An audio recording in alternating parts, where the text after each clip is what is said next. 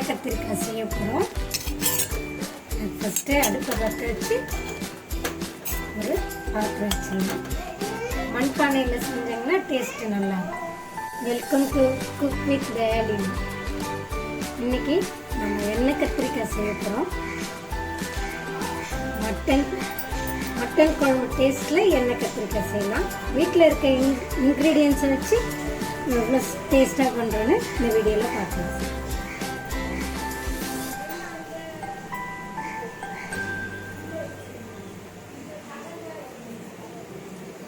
நான் நல்லெண்ணெயில் தான் சமைக்கிறேன்.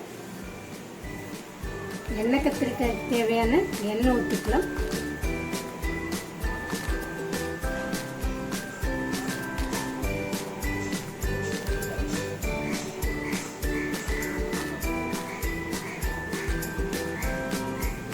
இந்த அளவுக்கு போதும். 2 டேபிள் ஸ்பூன் எண்ணெய் ஊற்றிருக்கேன். எண்ணெய் சூடானதும்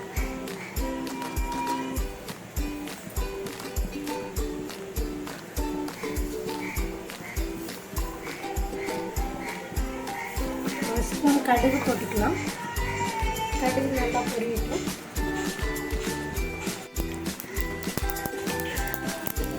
கடுகு பொரிஞ்சிருச்சு. ஸ்பூன் வெங்காயம் சேர்த்துக்கலாம். ஸ்பூன் சீரகத்தை சேர்த்துக்கலாம்.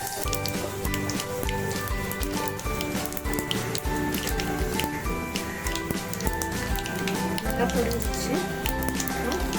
ஒரு கை அளவு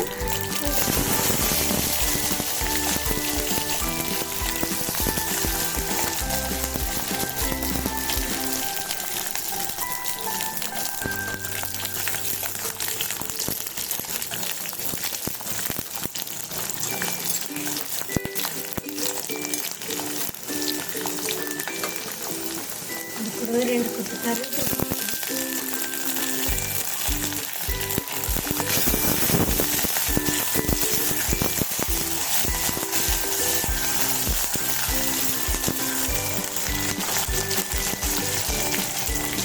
பெரிய சைஸ் வெங்காயம் பொடியாக கட் பண்ணி எடுத்துருக்கேன். அதுவும் சேர்த்துக்கலாம்.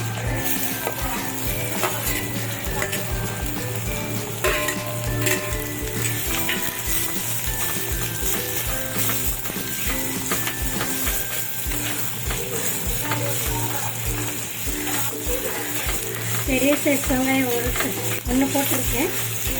அது நல்லா வதக்கி எடுத்துடலாம். நல்லா ப்ரௌனாக இருக்கும்.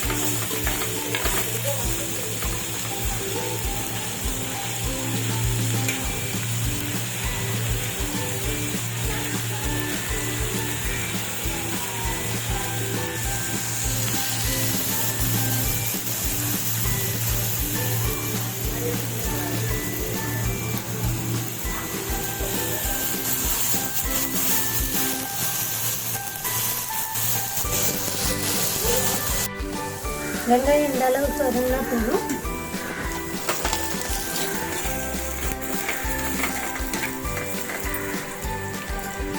கிராம் கத்திரிக்காய் எடுத்து இந்த மாதிரி ஷேப்பில் கட் பண்ணி வச்சுருக்கேன். காம்போட கட் பண்ணுவீங்க, அப்போ தான் குழையாமல் இருக்கும்.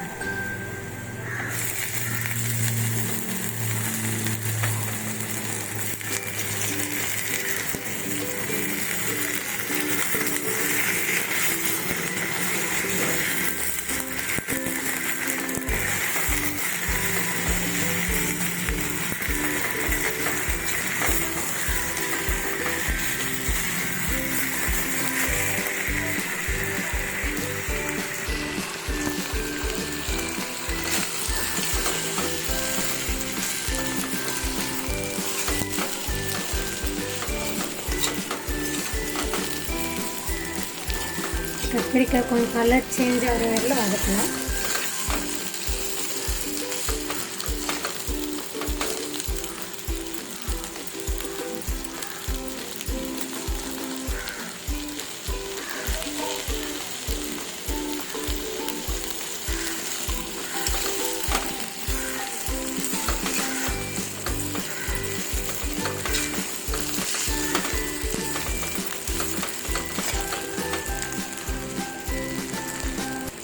இந்த ஸ்டேஜில்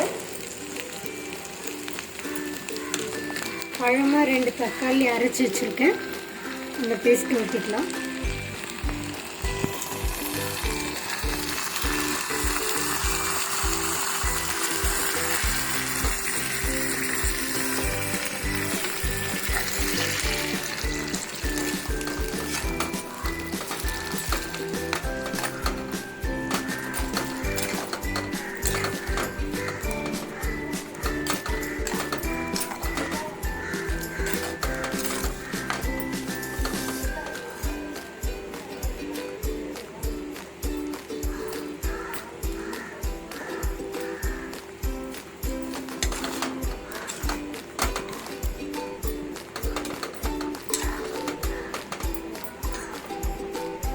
மசாலா ஆட் பண்ணிக்கலாம். ஒரு 1/2 ஸ்பூன் மிளகாத்தூள், வெறும் மிளகாத்தூள், 1/2 ஸ்பூன் வெறும் மிளகாத்தூள், 2 ஸ்பூன் தனியாத்தூள், மட்டன் மசாலா 1 ஸ்பூன், கரம் மசாலா சும்மா கொஞ்சம் இருந்தால் போதும், மஞ்சத்தூள், இந்த டிஷ்ஷுக்கு தேவையான உப்பு எல்லாத்தையும் ஒன்றா கலந்துக்கலாம்.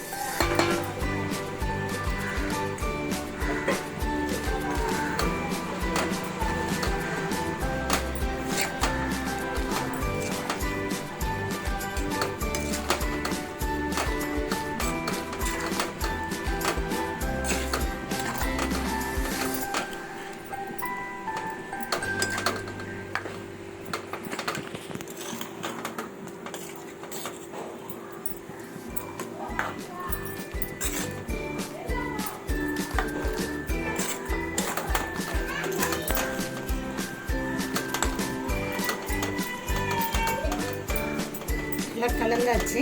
இந்த பச்சை ஸ்மெல் போகிற வரலும் கொஞ்ச நேரம் மூடி வைக்கணும்.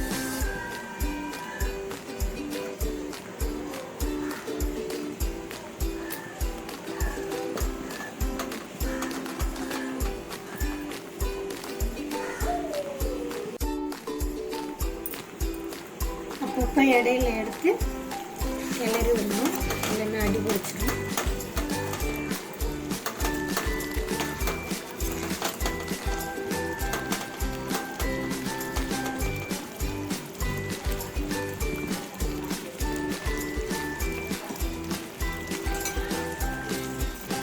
இந்த ஸ்டேஜில் சின்னதாக ஒரு எலுமிச்சை அளவில் புளி கரைஞ்சி வச்சுட்டு அதை ஊற்றிக்கலாம்.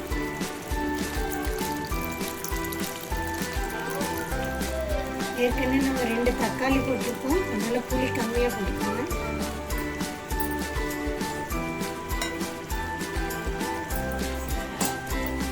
நல்ல ஒரு கிளறலாம்.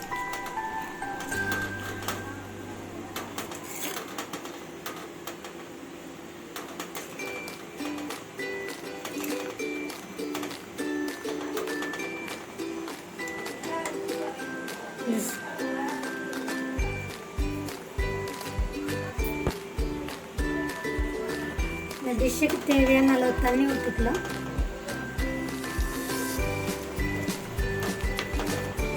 எண்ணெய் கத்திரிக்காய் கொஞ்சம் திக்காக இருந்தால் தான் நல்லாயிருக்கும்.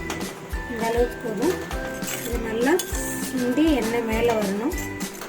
இது வரையும் நம்ம மூடி வைக்கணும். இந்த ஸ்டேஜில் உப்பு காரம் எல்லாம் கரெக்டாக இருக்குன்னு பார்த்துக்கோங்க.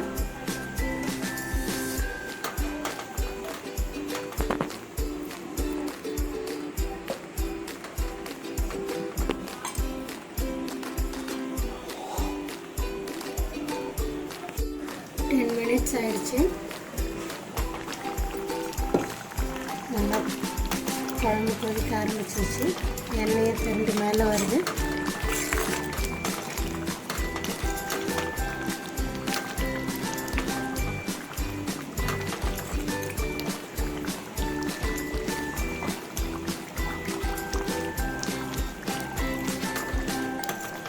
இன்னும் கொஞ்சம் திக்காகணும். எண்ணெய் இன்னும் பிரிஞ்சு மேலே வர வெயிட் பண்ணணும். கத்திரிக்காய் 80% வெந்திருக்கு. இன்னும் கொஞ்சம் வேகணும்.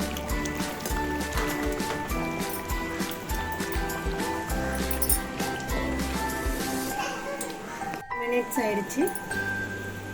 எடுத்து பார்க்கலாம். குழம்பு நல்லா ஊற்றிருச்சு. எண்ணெயும் நல்லா அதில் வந்துருச்சு. கத்திரிக்காயும் வெந்திருக்கு. இப்படி எடுத்து கத்திரிக்காய் வெந்திருக்கு.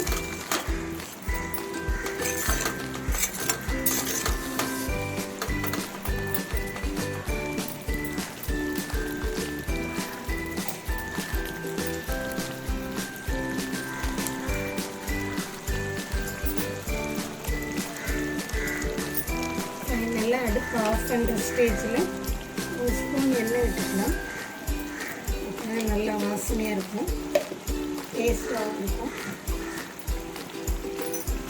தென் இதில் உங்களுக்கு விருப்பம்னா கடைசியாக ஒரு துளி வெல்லம் சேர்த்துக்கலாம். வெல்லம் சேர்த்திங்கன்னா அதோட டேஸ்ட் வேறு மாதிரி இருக்கும்.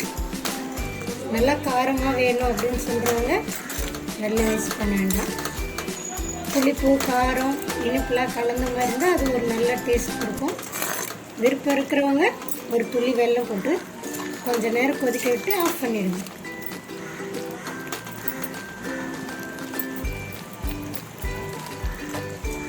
அவ்வளோதான், எண்ணெய் கத்திரிக்காய் ரெடி ஆகிடுச்சு. இந்த சமையல் உங்களுக்கு பிடிச்சிருந்தா லைக் பண்ணுங்கள், ஷேர் பண்ணுங்கள், மறக்காமல் சப்ஸ்கிரைப் பண்ணுங்கள், ஆல் பட்டனை ப்ரெஸ் பண்ணுங்கள். தேங்க்யூ.